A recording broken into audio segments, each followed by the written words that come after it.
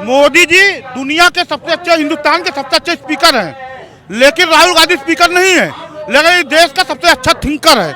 और ये देश को थिंकरों की जरूरत है, स्पीकरों की जरूरत नहीं है। बदलाव देख रहे हैं 2024 में? बदलाव होगा, लेकिन मैं मोदी जी का बहुत बड़ा फैन हूँ। अच्छा, मोदी जी के फैन है?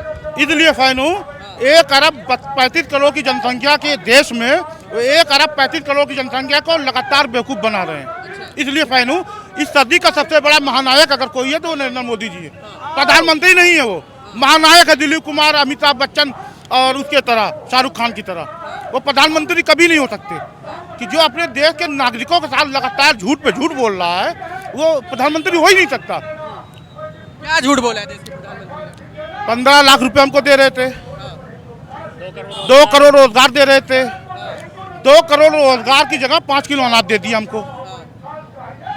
2 करोड़ में 5 किलो अनाज मिलता महीने में। तो वो कह तो रहे गरीब भूखा नहीं सो रहा है। अरे 80 करोड़, 1 करोड़ 35 लाख की, 1 अरब 35 लाख की जनसंख्या में 80 करोड़ लोग गरीब हैं। कहाँ से कहाँ गरीबी लाके पहुंचा दिया मोदी जी ने। मोदी जी से निवेदन है, गरीबी नहीं, गरीबों की खत्म कर दीजिए। आप गरीबों को खत्म करने पे तुले हुए हैं। 5 किलो राशन पे उसे जिंदा रखना चाहते हैं, और वही 5 किलो राशन आप किसानों मजदूरों से लेके देते हैं। 25 किलो अनाज किसानों से खिलवा देते हैं आप। तो वो कह रहे हैं कि मोदी की टक्कर में नहीं है कोई, एक नाम बता दीजिए। राहुल गांधी।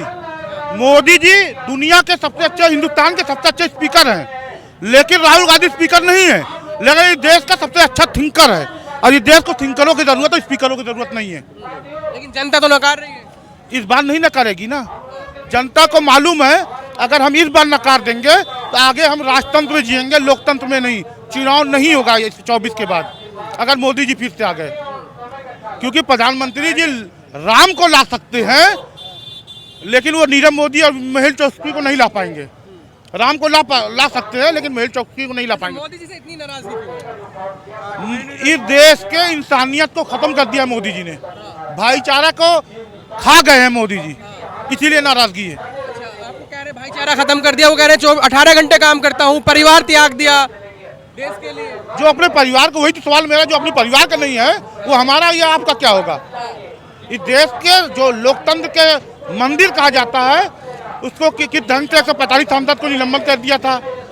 देश का सुप्रीम कोर्ट, न्याय तंत्र का नंबर मंदिर, सुप्रीम कोर्ट को किस तरह काम कराया जा रहा है। चुनाव आयोग को मोदी जी नियुक्त करेंगे, कौन चुनाव आयोग होगा। लोकतंत्र का चौथा स्तंभ मीडिया को गोदी मीडिया बना दिया है। ये सब मोदी जी का विकास है, यही विकास है मोदी जी का। इनसे बेहतर विकास कौन कर सकता है? बेहतर विकास एक अच्छी सोच रखने वाला आदमी कर सकता है। भले तो वो स्पीकर अच्छा ना हो, वो अच्छी सोच रखने वाला एक ही आदमी देश में है, वो राहुल गांधी है। राहुल गांधी। जिस राहुल गांधी की आप बात कर रहे हैं, उनको तो कहते हैं कि 70 साल लूटा है देश को। राहुल गांधी के 70 साल हो गई है क्या? अगर उनके परिवार में ही थे ना। ये परसेप्शन बनाया गया है। देखिए, मैं ये शासन किया गलत किया, मैं कह रहा हूँ लूट लिया है। लेकिन राहुल गांधी उस कांग्रेस परिवार से अलग है। वो परिवार जो हमेशा आरएसएस की चुंगल में फंसा रहा। राहुल गांधी अकेला, नेहरू से लेकर सोनिया तक, वो इकलौता आदमी है कांग्रेस पार्टी में जो आरएसएस से मुकाबला कर रहा है, वरना सब आरएसएस के चुंगल में फंसे हुए थे। यही देन है कि आज की जो भाजपा है वो पहले की कांग्रेस हुआ करती थी। राहुल गांधी को अपने नेतृत्व में अपने कमान लेने के बाद वो आरएसएस के संगी जितने थे कांग्रेस में बैठे हुए, वो धीरे धीरे छोड़ के अपने घर पहुंच गए। आज की भाजपा कह रही है कि 400 पार इस बार। 400 पार के सीटों की बात नहीं की, वो लहसुन की बात की थी 400 पार, लेकिन अब वो 500 पार हो चुका है। मोदी जी अब 500 पार का नारा थे। अगर उनको सीटों की बात करनी है तो 4 भारत रत्न गोदी मीडिया को दे दीजिए, आपको 545 सीट पहुंचा देगी गोदी मीडिया, लेकिन जनता नहीं पहुंचाएगी आपको। जनता तो चुन रही है ना, वो तो कह रहे हैं कि जनता ने चुना, चाहे अभी चुनाव का नतीजे हो। जनता नहीं चुनेगी इस बार। जनता कहाँ चुन? इस बार जनता नहीं चुनेगी, इस बार गोदी मीडिया चुनेगी। पिछली बार किसने चुना था? पिछली बार ईवीएम ने चुना था, इस बार बीएलओ चुनेंगे। क्योंकि एक एक गांव में, एक एक बूथों पर 50 से 100 वोट जो एक गैर भाजपाई वोट है, लोगों ने उनको वोट किया, उनका अपमान उनका अपमान कर रहे हैं जिन्होंने उनको वोट किया है, प्रधानमंत्री चुन के भेजा है। देखिए उनका अपमान तो किया है, लेकिन सबसे ज्यादा अपमान उन्होंने राम का किया है। राम के मानने वाले हिंदू सनातनी जो हैं वो इस बार वोट के जरिए बदला देंगे, क्योंकि मोदी जी कहते हैं हम राम को लाए हैं। अब जनता ये बताएगी आप राम को नहीं, राम आपको लाया है, अपने वोटों के जरिए आपको बताएगी। वो तो कह रहे जनता खुश है। जनता वोट से बताएगी ना खुश है कि नाराज है।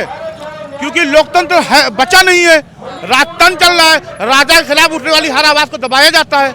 आप खुश नहीं है? मैं खुश नहीं हूँ। वो तो कह रहे क्राइम कम हो गया है, जो क्राइम कर रहा है बुलडोजर चलाया जा रहा है। बुलडोजर न्यायतंत्र में नहीं आता, लोकतंत्र में बुलडोजर नहीं आता, इसीलिए तो हम नाराज हैं।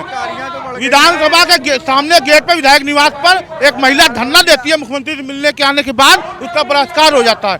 कितना क्राइम कम हुआ ये आप समझ सकते हैं। योगी आदित्यनाथ रामलला को उड़ाने की धमकी दी जाती है, नाम बदल के दी जाती है, पकड़े जाते हैं। अयोध्या में उसके बाद भी नाम बदल के धमकी दी जाती है, अयोध्या को उड़ाने वाले वो भी पकड़े जाते हैं, वो भी योगी आदित्यनाथ की बिरादरी के लोग देते हैं। साथ के लोग हैं। इस बार लखनऊ की जनता क्या चाहती है? लखनऊ की जनता नहीं, पूरे देश की जनता इस बार बदलाव चाहती है।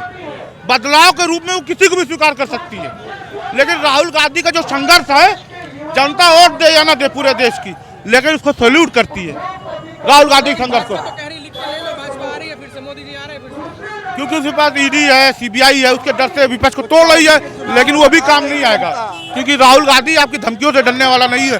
अभी आपने एक केस करवाया था सुल्तानपुर में, वो कोर्ट में हाजिर होने के बाद यहाँ लखनऊ में आ रहे हैं कि वो आपसे डरते नहीं, ना आपकी सीबीआई डरते, ना आपकी ईडी डरते, ना आपकी आईटी डरते। ईवीएम तो तेलंगाना में भी थी, कर्नाटक में भी थी। ईवीएम में खेल हर जगह नहीं हो पा रहा है, वो चिन्हित करके वहाँ खेल किया जा रहा है। अब जहां आप कांग्रेस जीत जाए वहाँ ईवीएम नहीं है, और जो भाजपा जीत रही है वहाँ ईवीएम से जीत गई। देखिए, इस बार का खेल ईवीएम से नहीं होगा, क्योंकि ईवीएम पे बहुत ज्यादा विरोध हो रहा है। इस बार बीएलओ के जरिए गैर भाजपाई वोटर एक बूथ पर 100 वोट कट कर दे रहे हैं जो गैर भाजपाई हैं। एक लोकसभा में 1 लाख से 1.5 लाख वोट कट करने का टारगेट है बीएलओ का, क्योंकि बीएलओ प्रधानमंत्री का नौकर होता है और वो अपने नौकर के जरिए एंटी बीजेपी वोट कम करवा रहे हैं।